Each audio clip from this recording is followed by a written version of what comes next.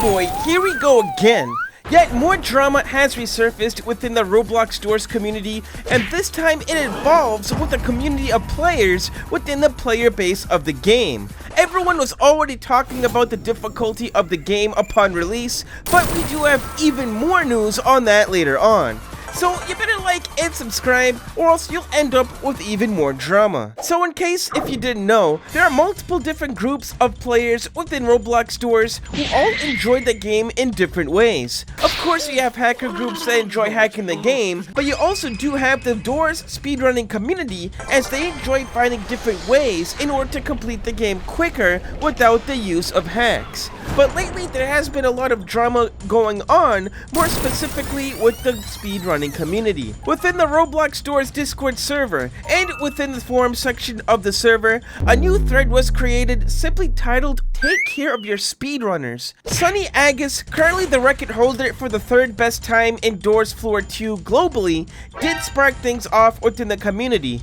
Take care of your speedrunners. Speedrunners can make communities and games last for decades. If you don't take care of your speedrunners, then your game will probably just die out. We've seen this exact scenario happen to Doors. Doors was the most popular speedrunning game in the entirety of the internet for over 1 year, and then when L-Splash stopped caring about speedrunners and made some heavy changes that made speedrunning so much more unfun and just worse overall, this led the game to immediately die out after the Hunt update, and I doubt it'll gain its reign back, but I guess we'll have to see. Now, I don't say this to be mean or anything, in fact, the contrary. I love what you guys have done, and I wish this game goes really far, but I just wish that you guys don't completely disregard your speedrunning community. It might save your game and honestly make it a better time for everyone. The response ended up getting notable support, especially within the speedrunning community, and even a new hashtag was starting to spread around to spread more awareness to the issues at hand. Indeed, it's true. When Roblox Doors was first released, the speedrunning community for the game was very popular, with over 3,000 active speedrunners being recorded on speedrun.com. Doors was confirmed to be the top game in the world when it came to speedrunning at the time. But fast forward to today, it's a very different story, as now barely over 200 players are now actively speedrunning the game, especially within the new Floor 2 update. So what happened? Why is the speedrunning community angry, and more importantly, why has the art of speedrunning been dying off in order to keep the game alive and well for many more months to come? Well, within that same forum post, we do have many answers and talking points to discuss. All the mini patch updates to Floor 1, especially when major updates were being introduced. For example, when the Hunt update first came to Roblox Doors back on March 15th, 2024, the developers ended up fixing Floor 1 significantly to the point where speedrunner leaderboards would have to be replaced and reset back to normal again, even after 1 year of recordings and data being saved. As Owl states, room generation had been changed in many ways that forced a reset to happen. The dupe strategy was patched, key rooms generated more often than earlier, safe rooms were patched, and a new entity named Dread was added. Rush was forced to spawn at door 54 for no apparent reason, and on top of this, movement was overhauled completely, removing the momentum from the player's movement, meaning that the players now start moving at maximum speed instantly, and also stops instantly. However, the room generation overhaul made the new hotel frustrating to play on, as many players couldn't get a single run on good pace without the new room generation screwing it up. And as the top speedrunners in the community have agreed, it did end up killing the speedrunning community overall. Speedrunning games have always been a small portion of any game community, but they did help fuel the longevity of games, aiding in the replayability in order to get faster times. It's why many speedrunners enjoy playing other games and still get massive traction even if they were made decades ago. Especially during the latest game updates to Floor 2, the developers, according to Groose, have fixed the wraparounds in Door 200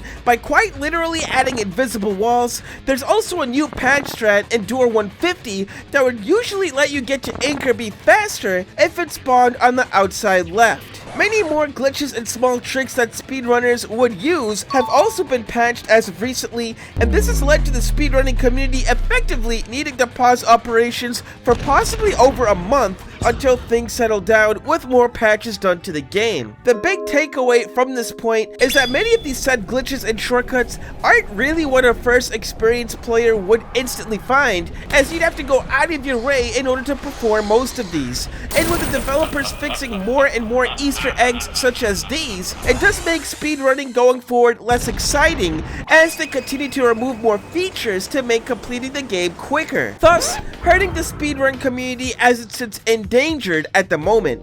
The opposite could be said on the situation though, with players jumping around rocks and platforms during the last Seek boss, if more and more players were exposed to these videos and learning the special strategies involved. It could have put all the work and thoughts of the entire Seek final boss to waste, especially since the majority of players could simply just skip past it. There's two different levels of players out there, and there's also two different paths that the developers could take in order to keep everything as balanced as possible. I will say though, there are a lot of games out there that do like to add in small glitches and bugs in order to keep the game more interesting. Games like Platform Racing 2, a game I grew up playing, used to have glitches for speedrunning, as Roblox Doors had its own quirks as well. But as these patches come in, it's getting harder for speedrunners to enjoy that same thrill. So perhaps going forward, the developers could try to keep smaller glitches in order to keep the speedrunning community happy.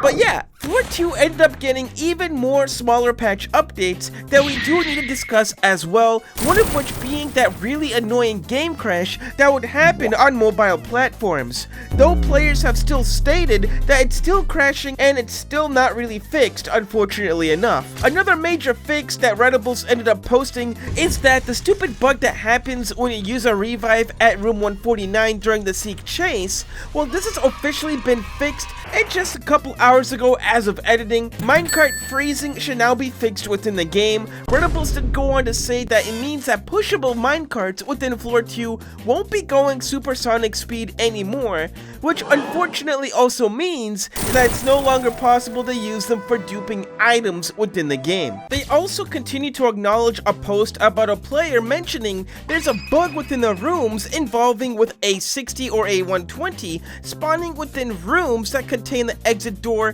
which means there's no closets to hide in during these such moments. Reddables did say that they will simply look into this bug. And also, we can't forget to mention that Elsplash is going to be releasing the Doors official soundtrack Volume 4, which does contain all of the songs and sounds from Floor 2 and will be out on Spotify soon. So yeah, it's a lot to cover and there's still a lot more news coming on the way, so make sure you like and subscribe in order to keep up with everything.